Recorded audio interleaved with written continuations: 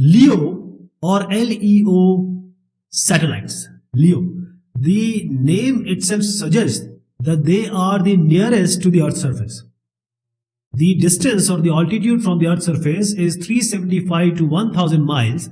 That is, the orbital range is from 500 to 1500 km above the Earth's surface. So this is the nearest to the Earth's surface.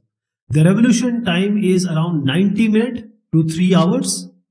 And most important thing is, these LEO satellites, they don't stay in fixed position related to the surface if you are standing. They are only visible for 15 to 20 minutes each pass. So there are certain advantages also. That is, the transmission delay is very less as compared to the GEO and MEO. And it will not need bulky receiving equipment as was in GEO.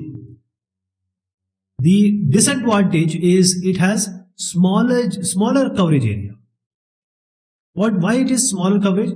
Because it is quite closer to the Earth. So you can say the field of view is also less.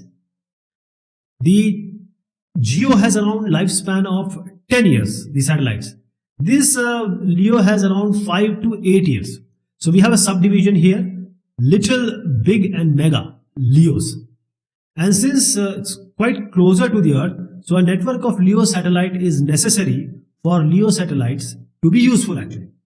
So LEO is low Earth orbit satellite.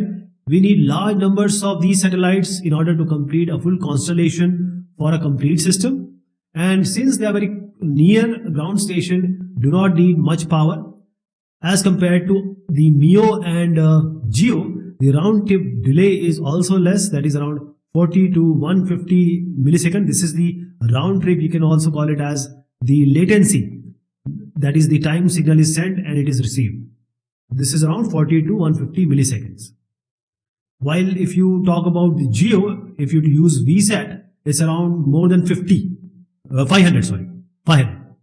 So whenever we talk about the communication, we have the constellation or the project.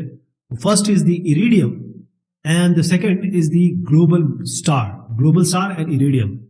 So they are very popular and they give a lot of services right from voice to paging, fax, the location, etc.